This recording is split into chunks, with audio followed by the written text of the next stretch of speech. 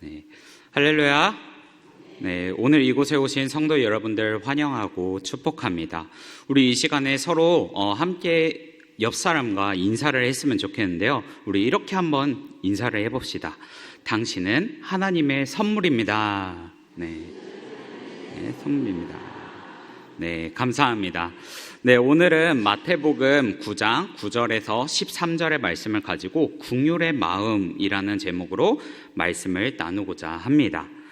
오늘 우리가 읽은 말씀은요, 마태복음의 저자인 마태와 예수님과의 만남을 나타내는 내용입니다.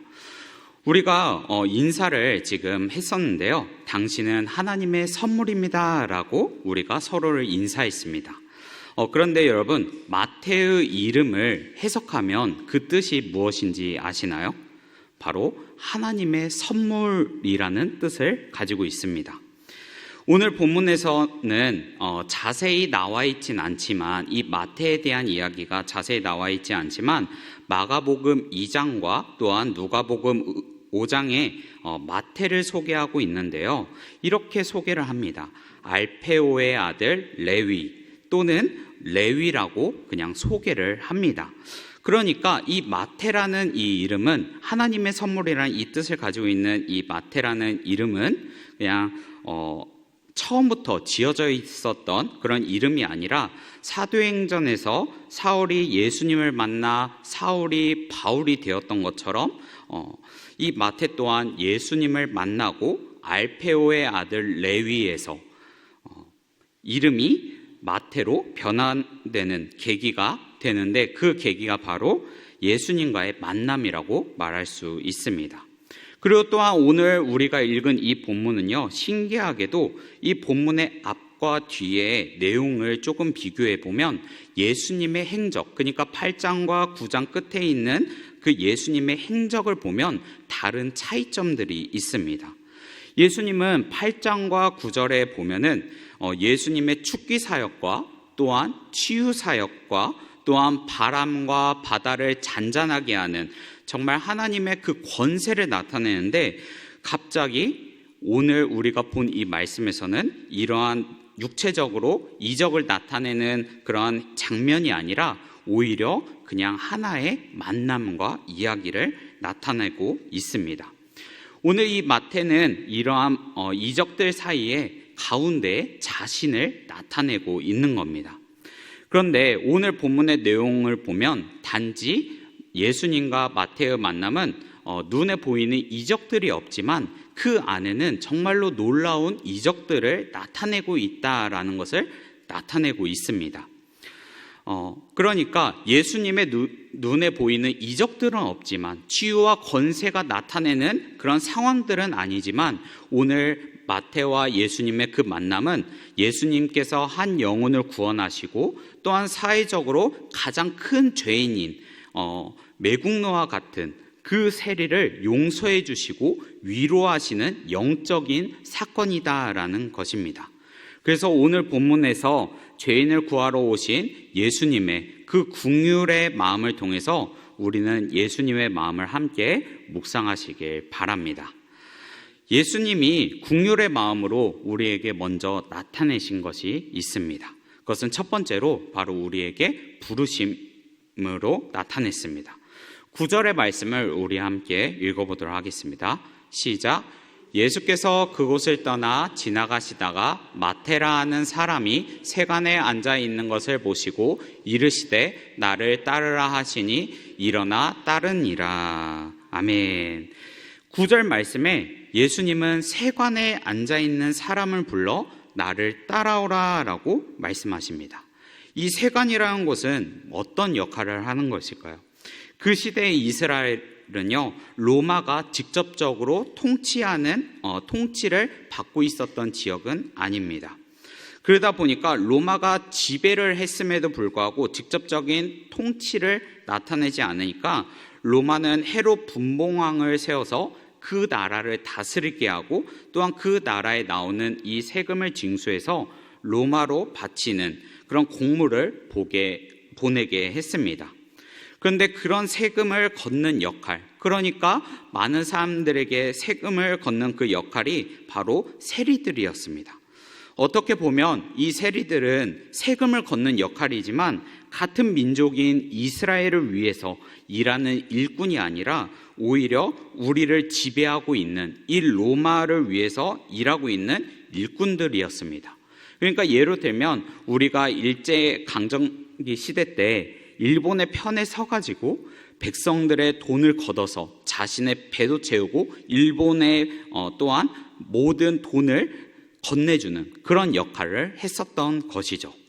그래서 세리는 보통 재정적으로 부유하고 또한 같은 민족들의 재산을 착취를 했습니다. 그래서 지역 주민들이 이 세리라는 직업을 가지는 모든 사람들을 멸시하게 되고 그 다음에 유대인 공동체에 참여를 못하게 했습니다. 그런데 예수님께서는 그런 민족의 배신자와 같은 그 죄인에게 말을 건넬 뿐만 아니라 세리인 마태에게 나를 따르라라고 권유를 하십니다. 그리고 마태는 그 말을 듣고 즉각적으로 따라갔습니다. 그렇다면 왜 예수님께서는 사회적으로 죄인인 이 마태를 부르신 이유가 무엇이었을까요? 그것은 바로 예수님은 죄인을 사랑하시고 우리를 구원해 주시기에 오셨기 때문입니다. 마태복음 1장 21절의 말씀입니다. 제가 읽어드리겠습니다. 아들을 낳으리니 이름을 예수라 하라. 이는 그가 자기 백성을 그들의 죄에서 구원할 자이심이라 하니라. 아멘. 예수님은 태어날 때부터 자신의 백성을 불쌍히 여겨서 이 땅에 오셨습니다. 그리고 자신의 백성을 죄에서 구원하기 위해서 이 땅에 오신 거라고 말하고 있습니다. 그리고 또한 오늘 본문에 나오는 이 마태도 영적으로 또한 사회적으로 또한 죄인이었습니다. 그렇지만 예수님은 죄에 빠진 이 한 영혼을 불쌍히 여겨서 세상의 멸시를 받고 또한 유다 공동체에 참여하지 못한 그 소외된 그 죄인을 부르셨습니다. 그리고 마태가 이제 예수님을 따라감으로써 그의 신분이 변화가 나타났습니다. 바로 죄인의 신분에서 예수님을 따르는 예수님의 제자라는 신분으로 변화가 일어난 겁니다. 그런데 이렇게 신분의 변화는요, 그 당시에 사회에서 가장 멸시받았던 사람들이 변화가 나타났던 것은요, 사회적으로 가장 큰 이적과 같은 변화입니다. 무언가 앞에서 큰 바람을 잔잔하게 하고 또한 병을 치유하게 하고 그러한 큰 이적들은 없었지만 그 신분의 변화, 그러니까 사회적인 제도와 사회적인 그러한 죄가 해결되는 그러한 변화가 나타난 것입니다. 그러니까 예수님의 부르심에는요, 어떠한 대상에도 제외될 수가 없습니다. 나이나 직업이나 범죄나 또한 평범한 사람이나 자신이 부족한 사람일지라도 하나님은 그 누구라도 우리에게 열려 있으시고 우리를 부르고 계십니다. 오늘날에도 예수님은요, 죄인인 우리를 불쌍히 여기셔서 지금도 많은 죄인들을 부르고 계십니다. 그리고 죄인들이 우리의 옛 습관을 버리고 예수님을 따르는 새 사람이 되길 기다리고 있습니다. 우리는 이런 예수님의 부르심을 들을 때 순종과 또한 감사가 있길 바랍니다. 우리를 불쌍히 여겨 이 땅에 오신 예수님, 그리고 우리를 위해 십자가의 길을 걷고 또한 구원의 길을 준비해 주신 예수님, 우리는 그 예수님의 부르심이 있을 때 마태처럼 즉각적인 순종을 나타내시길 바랍니다. 예수님이 긍휼의 마음으로 나타낸 것은요, 두 번째로 식탁의 교제였습니다. 첫 번째로 마태를 부르셨다면 두 번째로는 식탁의 교제로 부르셨습니다. 우리 10절과 12절의 말씀을 같이 한번 읽어보도록 하겠습니다. 시작.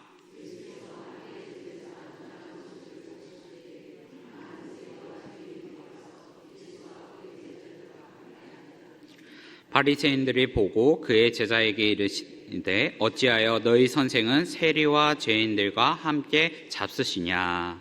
아멘. 예수님은 마태를 부르시고 난 후에 마태와 제자들과 함께 마태의 집에서 식탁의 교제를 이루었습니다.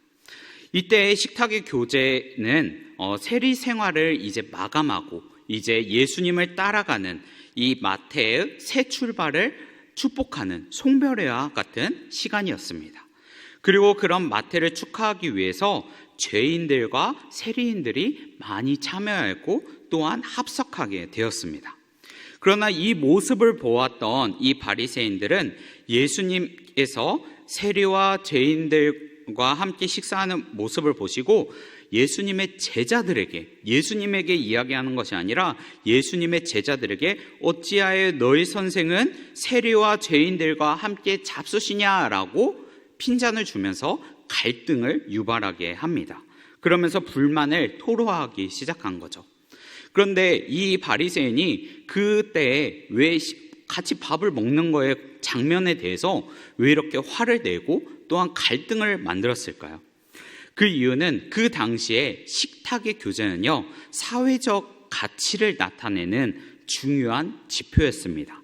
그러니까 유다 사회에서는 함께 음식을 먹고 마시는 것은 그 자리에 참여하는 사람들의 친밀한 관계, 가까운 관계, 그리고 너와 내가 하나됨을 나타내는 상징과 같은 것이 바로 식탁의 교제였습니다.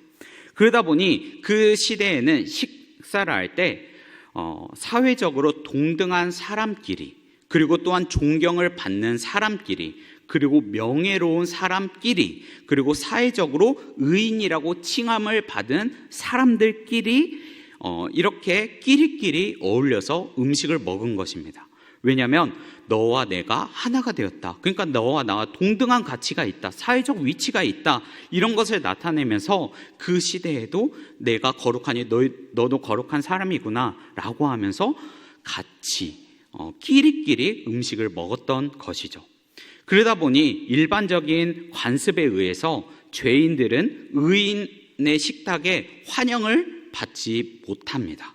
그리고 또한 의인들도 죄인과 함께 식탁한다는 것은 정말로 상상할 수 없는, 그런 염두도 두지 않는 그러한 일이었습니다. 그런데 예수님께서는 사회적인 이러한 관습과 또한 가치관을 깨고 그의 제자들과 함께 세리와 또한 죄인들과 어울려서 음식을 나누어 먹었습니다. 함께 나누어서 먹었다는 것은 바로 하나됨을 나타냅니다. 그리고 그 사람을 완전히 내 안에 받아주었다라는 것을 나타냅니다. 그러니까 이 일은 유다 공동체에서 왕따를 당하고 소외를 당했던 이 죄인들에게 예수님이 직접 찾아와 같이 식사를 하면서 예수님이 친구가 되시고 또한 위로를 해주시는 것입니다. 그렇다면 이렇게 몸소 예수님이 죄인을 부르시고 또한 죄인과 함께 식탁에 교제를 하며 몸소 실천을, 모범을 보이셨던 이유는 무엇이었을까요? 바로 오늘 예수님이 죄인과 함께하며 식탁을 교제하는 그 이유가 바로 13절에 나타나 있습니다. 13절의 말씀을 함께 읽어보도록 하겠습니다. 시작. 너희는 가서 내가 긍휼을 원하고 제사를 원하지 아니하노라 하신 뜻이 무엇인지 배우라. 나는 의인을 부르러 온 것이 아니요 죄인을 부르러 왔노라 하시니라. 아멘.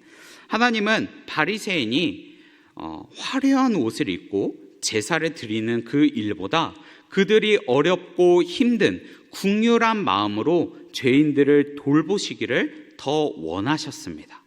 그리고 예수님은 이제 오늘날 그렇게 긍휼을 베푸신 일들을 실천하며 보여주셨고 이제는 오늘날 우리들에게 이 일을 행하길 원하셨습니다. 그러니까 교회가 이제는 앞서서 긍휼의 마음으로 죄인들을 찾아가고 또한 죄인들을 부르고 또한 우리가 함께 먹고 나누라라고 말씀을 하시는 것입니다. 교회가 가진 숭고한 사명 중에 하나는 바로 죄인들에게 복음을 전하며 그들을 하나님의 나라로 인도하는 것입니다. 여러분들은 이 말에 인정하십니까? 네. 교회는 마땅히 예수님과 같이 죄에 빠진 사람들과 교회 밖에 있는 사람들을 찾아가서 복음을 전한 일을 게을리해서는 안 됩니다. 그리고 교회는 죄인들을 예수님께 인도하기 위해서 그들과 함께하는 일을 지속적으로 계속해야 합니다. 죄인들을 정죄하고 교제하는 일, 그리고 무조건 금하는 것은 바리새인들과 똑같은 행동입니다. 오히려 나는 거룩하다라고 말하면서 다른 사람을 정죄하고 멀리하고 끼리끼리 살아간다라는 것이죠. 그래서 하나님은 긍휼의 마음을 가지고 오늘날 우리에게도 전도하고 복음을 전하길 원합니다. 그런데 이렇게 복음을 전하는 것은요, 좀 어렵고 두려운 마음이 있을 수 있습니다. 그리고 또한 이렇게 가는 이 신앙의 길이 과연 맞는지 고민도 되기도 합니다. 저는 이러한 상황에서 저의 간증의 부르심에 대해서 조금 이야기를 하고자 합니다. 저는 오늘 목사 안수를 받은 지 이제 딱 1년 하고 한 이틀? 3일 정도? 네, 이제 막 넘어간 목사입니다. 작년도에 목사 안수를 받을 때가 짧아서인지 잊지를 못합니다. 그리고 그 장소가 장소인 만큼 더욱더 잊지를 못하는 것 같습니다. 그리고 어제 노예 모임을 참여하면서 또한 제가 목사로서의 그 부르심에 대해서 그러한 생각이 계속적으로 들기도 했습니다. 저는 2003년도 10월 10일에 광영교회 본당에서 3시 정도에 목사 안수 이곳에서 받았습니다. 제가 목사 안수를 받은 날에 그 작년도 10월 달에 2시간 전에 미리 와서 이곳에서 이제 쉬는 시간이었는데 목사님들은 제가 한쪽의 자리에 앉아서 기도하는 시간을 가졌습니다. 그때 여러 가지의 기도 제목을 가지고 기도했는데요. 그때 기도 제목 중에 하나가 무엇이었냐면 부르심에 대한 확신의 기도였습니다. 이제 몇 시간 뒤? 아니 몇 분 뒤면 이제 내가 목사 안수를 받게 되는데 또한 하나님의 부르심을 지금까지 믿고 여기까지 왔는데 다시 한번 하나님 이제 도망갈 수 있는 마지막 기회입니다. 하나님 제가 이 길을 가는 게 맞는지 다시 한번 더 기도합니다 라고 하면서 기도했습니다. 그런데 제가 이렇게 기도하는 중에 처음 말씀으로 저에게 부르시고 또한 기도하게 하셨던 마음을 생각나게 하셨습니다. 제가 주님의 부르심을 받을 때 그 처음에 이렇게 기도를 했습니다. 하나님, 저는요 말도 잘 못하고 또한 하나님 목회자로서 찬양도 잘해야 하는데 음치고 박치이고 또한 찬양을 너무나 못합니다. 그리고 외모에 대해서도 자신이 없습니다. 그리고 남들보다 너무나 잘난 것이 없어서 너무나도 부족한 사람입니다. 부족한 사람 중에 한 사람입니다. 제가 이 길을 가는 게 정말 맞나요? 복음을 전하는 것도 너무나 두렵습니다. 이러한 마음을 가지면서 기도를 했습니다. 그럴 때 제가 기도를 하고 무엇을 했냐면 하나님의 말씀을 보았습니다. 창세기부터 시작해서 성경의 말씀을 읽는데요, 성경에 나오는 인물들이 보이기 시작하더라고요. 그리고 성경에 나오는 인물들을 보니까 그 중에서 무엇을 중점적으로 보았냐면 단점들을 보기 시작했습니다. 처음에 아담과 하와를 낳았을 때 그들의 단점은 무엇이었냐면 하나님의 명령에 불순종하고 그 다음에 또한 변명을 하는 모습이 보였습니다. 그리고 아브라함을 보았을 때는요, 하나님의 말씀을 믿지 못하고 왕들에게 거짓말을 하고 또한 이스마엘을 낳는 하녀와 동침해서 이스마엘을 낳는 그러한 상황들도 보았습니다. 그리고 또한 모세는 처음부터 왕족으로 살았으나 사람을 죽이고 도망가던 그런 살인자의 모습을 보았고요. 또한 믿음의 용사라고 말하는 기드온은 처음부터 다른 사람에게 곡식을 빼앗길까 봐 곡식을 숨기는 겁쟁이의 모습을 보았습니다. 또한 신약에서는 베드로는 예수님을 부인하는 모습을 보았고 또한 바울은 처음부터 예수님을 믿지 않는 사람들을 붙잡는 죄악된 행동들을 보이게 했습니다.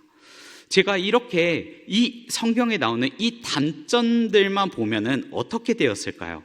아마 이런 사람도 있네, 나도 이런 사람이니까 도망가야지 이랬을까요? 아마 이 단점을 보고 그 이후의 일들을 보기 시작했습니다. 성경을 읽다 보니 그 부족한 그들은 결국 하나님을 붙들리는 인생을 살게 되었고 변화되는 것을 보았습니다. 아브라함은 결국 믿음의 훈련으로서 믿음의 조상이 되었고, 모세는 사람을 붙여주면서 말을 못한다 할지라도 사람을 붙여주고, 또한 이스라엘의 훌륭한 지도자가 되게 했습니다. 그리고 기드온은 가장 용기 있는 용사로서 하나님이 붙들어주고 전쟁에서 승리하게 하셨습니다. 그리고 또한 베드로와 바울은 결국 하나님의 복음을 전하는 자로서 끝까지 살아가게 되었습니다. 바로 하나님의 역사하시는 그 일에 동참하게 된 것이죠. 그리고 나서 하나님은 저에게 이런 마음을 주셨습니다. 너는 이렇게 연약하고 부족한 인물들을 보았고, 또한 이 인물들을 사용하는 것을 너희들이 성경의 말씀을 통해서 알게 되었다. 그렇다면 너는 이제 이 인물들과 같이 나를 의지하느냐라고 저에게 물으셨습니다. 내가 너를 부르고 지금까지 너와 함께 했었던 이 일들은 다 내가 너에게 주는 은혜가 아니냐라고 또한 질문을 주셨습니다. 저에게 이런 마음을 주시면서 하나님, 맞습니다. 제가 지금까지 이곳에 온 것도 다 하나님의 은혜고 하나님을 의지한 것이 맞습니다. 그러면서 하나님, 이제 제가 곧 있으면 목사 안수를 이곳에서 받게 될 텐데, 하나님, 제가 앞으로도 하나님이 맡겨주신 이 사명 잘 감당할 수 있도록 도와주세요 라고 기도를 했습니다. 그런데 여러분, 오늘 우리가 본 말씀도요, 예수님이 먼저 몸소 실천하면서 긍휼의 마음으로 죄인을 부르셨고, 또한 그들과 함께하는 모습을 나타냈습니다. 사회적으로 지탄을 받았고 사회적으로 또한 조롱을 받았었지만, 예수님께서는 그 소외된 사람들에게, 죄인들에게 먼저 친히 나아가서 몸소 실천으로 몸소 보여주셨던 것입니다. 그래서 우리는 이제 예수님의 그 긍휼의 마음을 우리가 조금이라도 알고 있다면, 또 하나님이 우리를 위해서 오신 그 마음을, 긍휼의 마음을 알고 있다면, 우리가 이제는 예수님처럼 긍휼의 마음으로 죄인들의 친구가 되어주고, 또한 그들을 하나님께로 인도하는, 최선을 다하는 여러분이 되길 바랍니다. 기독교는요, 바로 죄인을 구원하기 위한 종교입니다. 그리고 또한 기독교인들은 죄인들과 함께하는 것은 당연한 것입니다. 우리가 다가가려고 할 때 어려움이 있다면 하나님을 의지하고 나아가시길 바랍니다. 그러면서 하나님이 기뻐하시고 인도하시는 그 길에 여러분들이 동참하시길 바랍니다. 그러면 우리가 예수님의 마음을 닮아 한 영혼이 돌아오는 그 기쁨을 우리가 경험하게 될 겁니다. 여러분들이 그러한 삶을 살아가는 성도 여러분들이 되기를 간절히 축복합니다.